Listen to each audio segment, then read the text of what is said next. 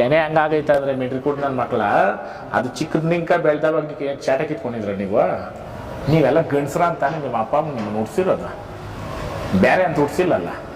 ನೀವು ಮಾಡಿದರೆ ಬೇಡ ಅದವ್ರ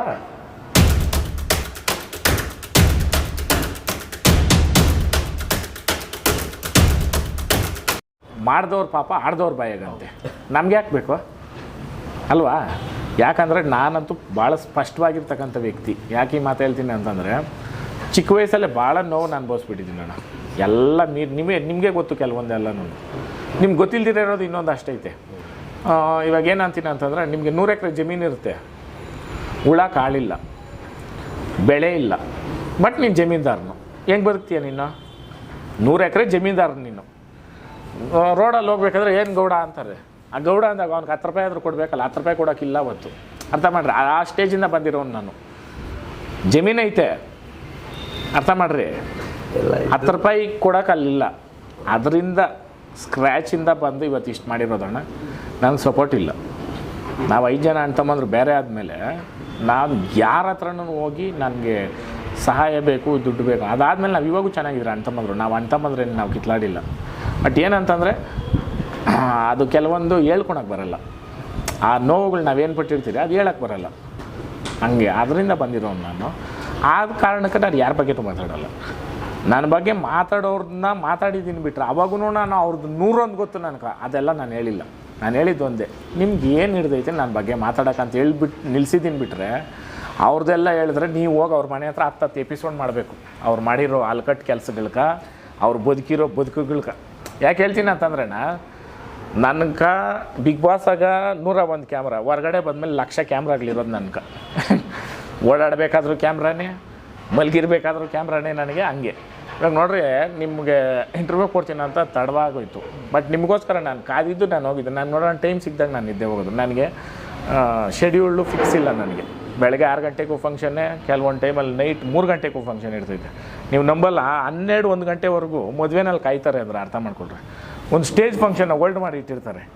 ನಾವು ಎಷ್ಟು ಕೊಟ್ಟಿಕ್ಕಿದ್ರೆ ಆ ಕೆಲಸ ಮಾಡೋಕ್ಕೆ ಸಾಧ್ಯ ಅಲ್ವಾ? ಮೊನ್ನೆ ಅಂತೂ ಕಬಡ್ಡಿದು ಬಿಗ್ ಬಾಸ್ಗೆ ಹೋಗ್ಬಿಟ್ಟಿದ್ದೀನಿ. ಎಷ್ಟೋ ಸಲ ಮಾಡಿರೋದು ಮದು ಫನ್ ನಿನಗೆ. ಅದನ್ನು ನಾನು ನಿನ್ನೆ ವೀಡಿಯೋ ಮಾಡಿಬಿಟ್ಟೆ. ದಯವಿಟ್ಟು ಬೇಜಾರು ಮಾಡ್ಕೊಬೇಡ್ರಿ, ನಾನು ಹಿಂಗೆ ಕಾರಣಾಂತರಗಳಿಂದ ಬರೋಕ್ಕಾಗಿಲ್ಲ ಅಂತ. ಆ ಪ್ರೀತಿಗೆ ನಾವು ಬೆಲೆ ಕಟ್ಟೋಕ್ಕಾಗಲ್ಲ.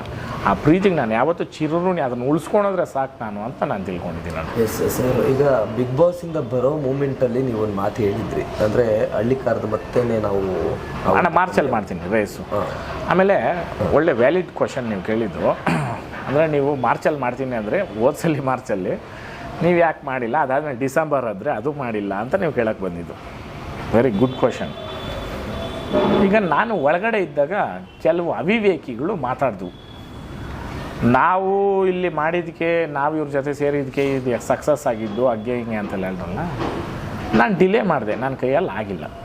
ನೀವೆಲ್ಲ ಗಂಡಸ್ರ ಅಂತಾನೆ ನಿಮ್ಮ ಅಪ್ಪ ಅಮ್ಮ ನಿಮ್ಮನ್ನು ಉಡ್ಸಿರೋದು, ಬೇರೆ ಅಂತ ಉಡ್ಸಿಲ್ಲಲ್ಲ.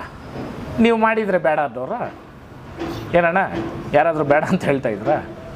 ಇದರಲ್ಲೇ ಗೊತ್ತಾಗ್ತೈತೆ, ಕೆಲಸ ಮಾಡೋನು ಮಾತಾಡಲ್ಲ, ಮಾತಾಡೋನು ಕೆಲಸ ಮಾಡಲ್ಲ.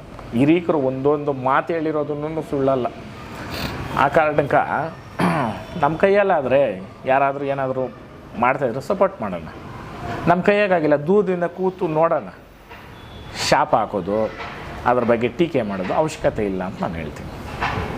ಈಗ ಮತ್ತೆ ನೆಕ್ಸ್ಟ್ ಯಾವಾಗ? ಮಾರ್ಚಲ್ಲಿ ಫಿಕ್ಸ್ ಆಗಿದೆ. ಡೇಟ್ 3 ಡೇಟ್ ಐತೆ ಅದರಲ್ಲಿ. ಅದು ಯಾಕೆ ಮಾರ್ಚಲ್ಲಿ ಹಾಕಿದೆ ಅಂದರೆ, ಈ ಸಲ ಮಳೆಗಳು ನಾವು ಅಂದ್ಕೊಂಡಂಗಿಲ್ಲ, ಯಾವಾಗಂದ್ರೆ ಅವಾಗ ಬರ್ತೈತೆ. ಆ ಕಾರಣಕ್ಕೆ.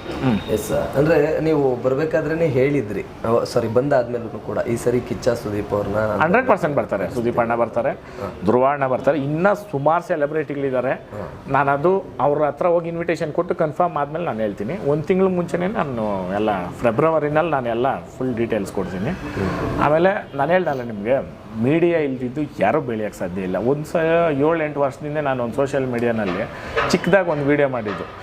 ಆವತ್ತು ಹೊರ್ತೂರು ಸಂತೋಷ ಅಂದರು, ಅದಾಗಿ 2-3 ವರ್ಷಕ್ಕೆ ಹಳ್ಳಿಕಾರ್ ಒಡೆಯ ಅಂದ್ಕೊಟ್ರು. ಆವಾಗವರೆಗೂ ಯಾರಿಗೂ ಏನೂ ಇಲ್ಲ.